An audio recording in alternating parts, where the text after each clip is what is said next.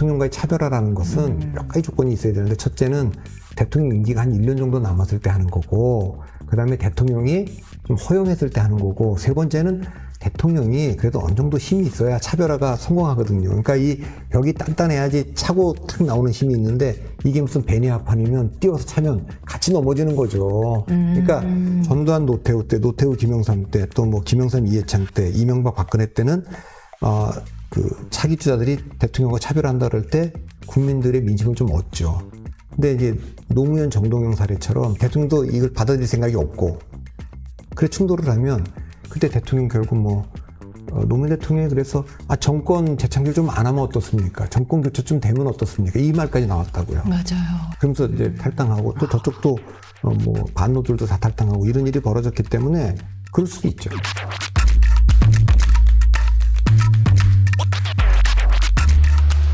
곧 이제 식사 회동이 예정돼 있는데요. 그 전에 일단 윤석열 대통령 체포 순방 출국길에 한동훈 대표가 배웅을 나간 거. 사실 그거는 늘 당연히 있어 왔는데요. 당대표가, 여당 대표가 대통령 해외 순방길에 출국 인사를 나가는 거는 당연했는데, 이번에는 유독 조명을 많이 받았습니다. 참, 그게 오픈 현실이라는 말까지 나옵니다. 두 분이 악수하는 게 이렇게 조명받을 일이냐. 아니 근데 그거는 뭐 안 나갔으면 뭐 뉴스가 됐겠지만 네. 나가는데 무슨 뉴스가 됐겠어요. 그러니까 두 분은 항상 뉴스예요. 그러니까 이제 돌아와서 내일 만찬을 한다는 건데, 만찬이요? 지난번에 예. 한번 하기로 했던 게 좀 연기가 돼 있었고, 지금 뭐 트리플 뭐라 그래야 되나, 그 악재라 그래야, 하여튼 지금 대통령 지지율도 떨어지고 있고 정당 지지율도 떨어지고 있고 한동훈 대표 지지율도 떨어지고 있는 상황에서 만나는 거 아닙니까? 그런 상황에서 뭔가 이렇게 대통령과 당대표가 지금처럼, 그러니까 계속 대통령실이 뭐 이준석 대표 때나 김기현 대표 때나 한동훈 비대위원장 때나 지금 한동훈 대표 때 계속 갈등을 빚고 있고 룸을 안 주잖아요, 지금. 그런 문제를 해결할 수 있느냐. 또 하나는 그 여야 의정, 그 의대 증원 문제와 관련된 문제를, 이건 뭐 완전 현실화돼서 지금 다가오고 있잖아요. 의사들은 뭐 금년과 이미 뭐 수시다시 모집하고 있고, 그런데 이걸 무효로 하지 않으면 못 들어가겠다. 그리고 뭐 그건 있을 수 없는 일이니까 대안을 갖고 오면 2026학년도 거부터는 다 문의할 수 있다. 우린 열려 있다. 예. 그 사이에서 뭔가 타협점을 찾아야 되는데, 의사들은 뭐 국회는 뭐 안철수 의원도 그렇고 다들 뭐 금년 거부터 포기하지 않으면 의사들은 안 돌아온다. 또 어떤 분들은 20만 들고 5천만 들고 20만의 수험생이 중요하냐, 5천만 구민이 중요하냐. 근데 저는 그거는 현실적으로 이 정부가 받아들이기 어려울 거예요. 입시가 시작됐는데 이 의대 증원 문제를 풀기 위해서 이걸 그만두면 그건 행정 포기가 되잖아요. 그 국정을 포기하는 거니까 정권이 유지되기 어려울 거예요. 바로 대통령 그만둬야 될 거예요. 행정 포기다. 예. 네. 다만 이제 의대 증원 문제를, 정확히 의대 사태, 이번 사태는 전공의 사태죠. 대형병은 전공의 사태. 맞습니다. 민간병원 문제도 아니고, 네. 이건 뭐 지역 뭐 필수 뭐 의료, 그 다음에 수가 문제 이런 게 다 있지만, 그동안에 한국의 이 높은 수준의 그 의료 체계가 유지된 거는 전공의들이 진짜 돈 조금 받으면서 엄청나게 장시간 노동을 하면서 버틴 거예요. 예, 열정페이를 한 거예요. 그러니까 그래도 이제 그분들도 어쨌든 바로 그냥 일반인으로 나가서 개업하는 것보다 여기서 뭘 배우는 것이 여러모로 서로 간에 돼서 그렇죠. 한 건데. 장밋빛 미래가 예, 있으니까요. 예. 그런데 이제 네. 그게 의사들이 이제 그래서 이제 뭐 기득권이라면 기득권인데, 의약분업 때 한번 약은 약사에게 이렇게 한번 넘어가면서 한번, 그리고 이번에 또 이제 간호사법, PA 간호사법도 그렇고, 어떻게 보면 다 옛날에 의사들이 다 틀어지고 있던 것들인데 하나씩. 네. 뭐 변호사들은 이미 우리는 뭐 이제 저희에게 뭐 권위라고는 없습니다. 뭐 우리 자격 중에 하나죠. 세상의 모든 일이 다 그런 거지. 네. 의사들만 그냥 계속 그런 거냐 이런 반론들도 있긴 하지만 이제 그런 건데, 이 문제가 과연 어떻게 해결될 건지 그것도 지금 사실은 추석 때쯤 여야 의정 협의체가 이루어지지 않을까 했어요. 그러나 이렇게 뭐 지금 분위기로는 이게 되겠어 하는 회의론이 더 많습니다. 그러니까 이게 예. 다른 직군들 같으면 대화 창구라는 게 있잖아요. 그게 뭐 민노총도 있고 다 있는데, 의사들은 또 이게 통일된 데가 없어요. 또 이해관계가 다 달라요. 그러니까 이거는 그럼 어떻게 보면 맞아요. 대학병원이 이렇게 힘들어하고 있으니까요. 민간 병원들 더 큰 일반 민간 병원 지금 호재 중에 호재래요. 아니 그러니까 환자들도 일단 일반 병원으로 더 올 거고 그다음에 이런 얘기는 그렇지만 전공의들이 거기 안 가니까 일반 병원에 가서 싸게. 그럼 이게 시장 원리로 보면 싸게 전공의들을 쓸 수 있잖아요. 환자들. 더 적나라하게 얘기하면요. 왜 피부과 이런 데서 일반이 페이 닥터를 쓰는데 기본 1,000만 원 이상이죠. 일반이들. 근데 요즘 수요가 공급이 많아갖고요. 300~400이면 쓴다는 거예요. 그러니까 또 일반 병원들은 신났어요. 그래서 그건 제가 자세한 거는 모르겠지만 상식적으로는 시장에는 일반 병원들은 그닥 나쁘지 않은 상황이 그렇죠. 분명히 그렇기 때문에 의협이라든가 대학 교수 협의회라든가 또 전공의 이게 다 이해관계가 달라요. 그래서 이걸 의료계가 합리적인 안을 만들어 오면 그렇게 논의할 수 있다고 하는데 그 테이블 만들어지는 것도 쉽지가 않고 게다가 또 전선이 PA 간호사들하고 또 전선이 또 있잖아요. 거기는 또 쓸데없는 분쟁까지 또 생기더라고요. 거기도 보면 누구라고 얘기는 안 하겠습니다만 페이스북에 글을 올려서 이것도 또 전선이 하나 있고 그러니까 이게 복잡하긴 한데 이번 회담에서 이 문제에 대한 그 돌파구라는 건 역시 대통령이 결단해야 되는 문제가 있거든요. 처음부터 2,000명이라는 숫자는 증언이 필요하더라도 좀 과한 거 아니냐 이런 게 있었기 때문에 이 문제에 대해서 어쨌든 금년권 그대로 간다면 그러면 이분들이 돌아올 수 있는 대통령이 뭔가 출구를 좀 열어줘야 되는데 그것은 대통령의 사과일 수도 있고 또 책임자에 대해서 좀 책임을 묻는 거. 지금 3명 묻자는 거 아닙니까? 예. 수석하고 장차관하고 이렇게 하자는 건데 그건 있을 수 없다 이렇게 지금 하고 있는 건데 모르겠습니다. 이게 좀 쉬워 보이진 않아요. 내일 만난다고 해서 이 문제가 당장 내일 모였을 때 뭔가 만찬 자리에 첫 번째 의제가 되지 않을까요? 아니면 정말 밥만 먹고 헤어지는 건 아니겠죠? 아니 이제 독대 요청했다고 보도가 나왔잖아요. 따로 좀 드릴 말씀이 좀 있는 것 같은데 만약에 그거를 대통령이 받아들이고 그래서 한동훈 대표하고 두 분만 있는 실에서 허심탄회하게 얘기가 될지는 잘 모르겠어요. 지금까지 보면 이게 이제 차별화가 됐든 뭐가 됐든 대통령이 이제 좀 공간을 열어줘야 되거든요. 네. 근데 지금까지 공간을 안 열어주고 있는 상황이기 때문에 네. 한동훈 대표로서도 고민일 겁니다. 왜냐하면 대통령과의 차별화라는 것은 몇 가지 조건이 있어야 되는데 첫째는 대통령 임기가 한 1년 정도 남았을 때 하는 거고 그 다음에 대통령이 좀 허용했을 때 하는 거고 세 번째는 대통령이 그래도 어느 정도 힘이 있어야 차별화가 성공하거든요. 그러니까 이 벽이 단단해야지 차고 탁 나오는 힘이 있는데 이게 무슨 베니아판이면 띄워서 차면 같이 넘어지는 거죠. 그러니까 전두환 노태우 때, 노태우 김영삼 때, 또 김영삼 이해창 때, 이명박 박근혜 때는 차기 주자들이 대통령과 차별한다 그럴 때 국민들의 민심을 좀 얻죠.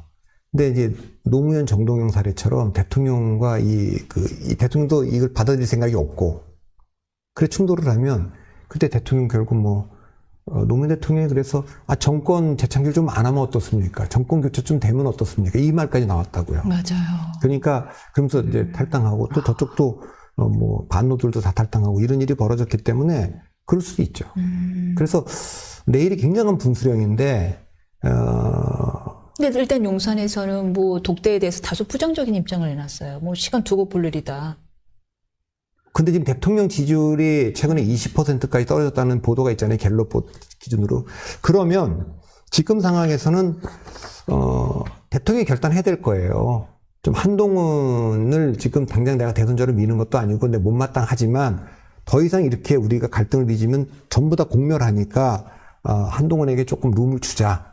이런 정도 결단을 하고 또 한동훈 대표 입장에서도 대통령의 권위, 대통령 리더십에 손상 가지 않는 범위 내에서 협조할 건 좀 협조한다. 또 이렇게 서로 간에 뭔가 이렇게 합의점이 있으면 참 좋겠는데 두 분 다 이제 정치적으로 경험이 많은 분들이 아니기 때문에 이게 예를 들면 옛날에 노련한 삼김 같으면 주거니 받거니 하고 딱 아무 일도 없었다는 듯이 나와서 우리는 이 문제에 대해서 완전히 의기투합했습니다. 이렇게 발밑에서 발로 이렇게 팍팍 차면서 할지 몰라도 웃으면서 그렇게라도 할 텐데 이분들은 그냥 얼굴에 다 드러나잖아요. 다 드러나죠. 왜냐하면 검사 출신들은 말을 숨기고 꾸밀 필요가 없었단 말이에요. 그간 살면서 뭐 피의자들 상대로 말을 꾸밀 필요가 뭐 있었겠어요. 말을 꾸미고 협의점을 찾고 할 필요가 없었기 때문에 그 말버릇이 지금 정치인이 돼서도 계속 드러나는 건데. 예. 아니, 나는 직업적인 것도 그런 느낌이에요. 의대 증언 문제를 보면 네. 느낀 게. 이게 검사라는 직업은 어떤 거는 이제 기소를 해서 유죄를 받아내기도 하지만 또 상당 부분은 무죄가 나오는 경우도 있잖아요. 입증을 못해서. 네, 많이 적죠. 유죄율이 훨씬 높죠. 예. 그래서 사실 그냥 어떻게 보면 어느 정도면 대충 갖춰지면 예. 툭 던진단 말이에요. 그렇죠, 툭 던지면 예. 판사들이 다 뭐 판례고 뭐고 법조문 다 뒤져가고 최종적으로 딱 하잖아요. 약간 좀 그런 거 아닌가. 맞아요. 그러니까 이 그 윤석열 대통령, 한동훈 대표 다 몸에 밴 게 우리가 최종적인 아까 이제 대통령이 딱 트루만에게 모든 책임 내가 진다고 했지만 그러려면 모든 걸 고려해야 되거든요. 이 시나리오 중에 뭐 강점과 약점과 뭐 출구까지. 다 해갖고 딱 이거 하는 거에 익숙한 사람들 같으면 그게 있잖아요. 이게 그 어떤 파장을 갖고 온다.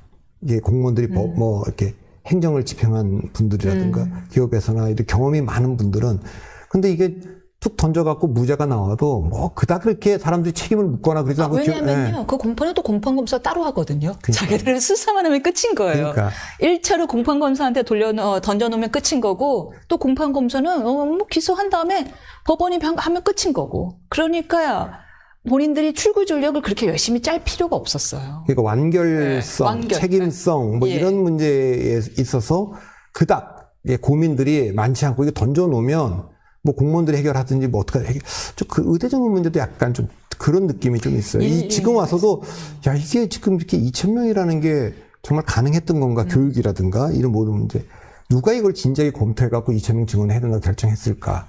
이걸 국민들이 이 정도까지 왔는데도 정확히 안 사람이 없어요. 일리 있는 말씀이에요. 네. 그러니까 저도 그게 의문입니다. 또 반면에 잠깐 다른 얘기지만 법관 출신 분들의 경우에는요. 법관 출신들의 경우에는 옷을 벗고 변호사가 됐을 경우 문제가 뭐냐면 1차 문제가 증거를 만들 줄을 모르세요. 아, 그래요? 다 변호사나 검사가 만들어온 증거를 보실 줄만 알았지 실제 만들어 본 적이 없잖아요. 그러니까 뭘 어떻게 만들지를 모르시더라고요. 이건 잠깐 다른 이야기였는데요. 지금 잠깐 그 말씀을 주셨잖아요. 용산에서 룸을 잘 안 준다 한 대표에게라는 말씀을 주셨으나 며칠 전에 한동훈 대표 그 단독 인터뷰에도 나왔었는데 거기서는 약간 이런 식의 질문을 던졌어요. 너무 지나치게 성급한 차별화를 추진하시는 거 아닙니까? 라고요. 성급하게 차별화를 추진하는 게 원인이라고 용산은 볼 것도 같아요. 그러니까 이제 뭐 아까 제가 차별화의 조건 얘기를 많이 하고 최근에 글도 좀 썼습니다. 그러니까 대통령은 현직 대통령의 그 대척점에 있는 분들이 되기 때문에 숙명적으로 5년 단임제이기 때문에 같은 정당에서 되더라도 차별화한 분들이 되게 다 됐죠.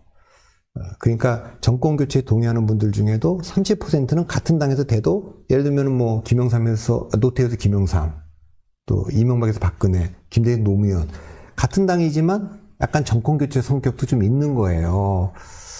그런데 지금 임기 절반도 안 돌았잖아요. 절반도 안 돈 상황에서의 그 야당이 대통령을 탄핵하겠다고 하는 상황에서 네. 현직 여당 대표가 차별화를 시도하면 그 레임덕은 뻔하잖아요. 뻔하고. 그러니까 그 최상병 아무것도 할수 제3자 없고, 특검 예. 문제도 그렇고 의대 증언 문제도 그렇고 대통령실 입장에서 보면 야 이거 특검을 하자는 건 공수처 수사도 시켜보면 그 뒤에도 속속들이 뭐 나오는 걸로 보면 민주당 입장에 다 맞는 것도 아닌데 왜 그 한동훈 비대위원장이 뭐 제3자 특검을 먼저 얘기해서 스스로 뭐 빌미를 제공했냐. 지금도 뭐 발목 잡고 있잖아요. 의대 증언 문제도 지금 전공의들이 사실 지금 추석 때까지 복귀도 안 하고 계속 가는 것도 한동훈 대표가 뭐 내년에 그 논의할 수 있다. 이걸 안 터놨으면 근데 이제 그걸 뭐 야당 그렇다 치지만 여당까지 저러니까 전공의들이 돌아오겠냐. 더 자기들이 유리한 좀 더 기세등등해지죠. 예, 그렇게 예. 된 거에 대한 불만들도 있을 수 있죠. 예, 불만들도 있을 수 있기 때문에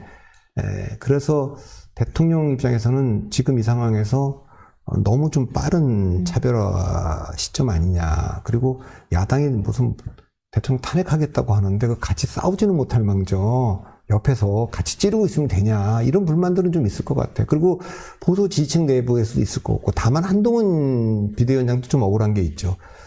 총선 때 그래서 그 강서구청장 선거 그렇게 지고 비대위원장을 줬으면 조금 공간을 열어줘서 공천에 관한 거든 선거 전략에 관한 거든 또 그 의대 증원 문제든 그때 뭐 또 이종섭 장관 건이든 이것도 당의 입장을 좀 물어보고 그렇게 했으면 좀 더 결과가 좋았을 거다 생각을 하지 않겠습니까? 네. 그러니까 한동훈 위원장이 자기 마음껏 총선을 지휘해봤다 이런 마음은 안 들 거예요. 그 다음에 지고 나서도 108석밖에 못했는데 본인도 책임 분명히 있지만 중도를 향해서 수도권을 향해서 가야 된다. 지금처럼 하면 안 된다. 이 지역이 얘기도 바뀌었다. 지금도 바뀌었고 이렇게 하면 우리 안 된다라고 하니까 그래도 한 몇 개월이라도 한동훈 대표가 좀 한번 해봐라. 그리고 대통령이 요 이슈들은 한동훈 대표한테 좀 힘을 좀 실어줍시다.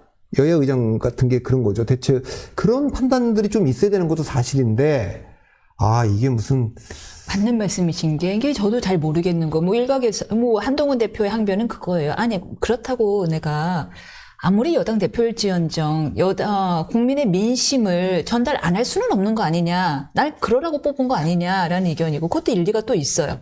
근데 또 한편은 용선에서 개혁을 하려고 하는데 여당 대표가 이거 아닌 것 같습니다. 이거 아닌 것 같다마다 힘이 빠져요. 자, 그렇다면 결국에는 강약 조절의 문제인 건데 이 강약 조절이 좀 소통이 돼야 되는 거 아니에요? 소통이 돼야 강약 조절을 서로 간에 좀 맞춰서 하죠. 그러니까 지금은 변화가 필요한 거예요. 그러니까 대통령도 변화가 필요하고 당도 변화가 필요하고 그런데 분열 없이 변화를 해야 되잖아요. 너무 어려운데요. 그 너무 어려운 숙제인데 네. 이게 이제 아주 경험이 많은 분들 같으면 쇼라도 하는데 이분들이 그걸 못 하는 거예요. 그 경험이 없잖아요. 그런데 그러면 옆에 있는 분들도 참모들이나 그 지지층들도 이분들이 평생 검사들만 해서 그게 잘 못한다, 미흡하다. 그 노련한 분들의 도움을 좀 받아야 된다거나 그랬는데 아니 양쪽에 있는 분들이 우리 대통령이 너무너무 잘하고 있고 생각이 있고 한동훈 대표도 정말 잘하는데 이 생각만 다들 하니까 안 되는 거죠. 그러니까 제가 보기에는 정치가 하루아침에 그렇게 학습되어지는 게 아니고 경험이 축적되는 게 아니에요. 정치는 고도로 그 어려운 게임이거든요. 제일 어려운 거. 예. 그거 생각이 다른 사람들 생각을 다 조정해내야 되는데 그럼 뭐 검사는 그런 걸 해볼 필요가 없었잖아요. 검사는 두 가지 때문에 힘이 있었던 거예요. 하나는 국가가 부여한 공권력이라는 힘 때문에 그게 뭐 전직 대통령이든 대기업 회장이든 다 그 앞에 와서 공권력이기 때문에 두 번째는 정보의 비대칭성이거든요. 그렇죠. 내가 갖고 있는 정보는 내가 다 활용할 수 있고 나는 패를 다 보고하는 거지만 상대방은 한계가 있잖아요. 여기서 갖는 그 우월이 있는 거지. 그 게임이 아니고 그게 만약 농구라면 축구라는 장르를 딱 옮겼을 때 안 되는 거죠. 마이클 조던이 농구의 황제지만 그렇게 좋아하는 야구에 가서 벤치에 앉아 있어요. 그거 안 되는 것처럼 그걸 인정해야 되는 거예요. 우리가 검사 때 하던 방식과 그 우월했던 그 무기들이 여기서는 전혀 쓸모가 없고 주어지지 않는구나. 그렇게 하면 다르게 좀 적용해야 되는데 지금 안 되잖아요. 법조인들 차이 문제가 그거예요. 특히 판검사들 문제가 세상 모든 일을 자기들이 제일 잘하는 줄 알아요. 그래서 뭐 이런 말이 있더라고요. 예? 판사들은 세상은 판사와 그 외의 사람들. 진짜. 검사들은 판사와 검사와 그 외의 사람들. 다 와서 머리 읊조리니까. 근데 그 읊조리는 게 그 권위에 읊조리는 거지 본인한테 읊조리는 게 아닌 건데 착각들을 하더라고요.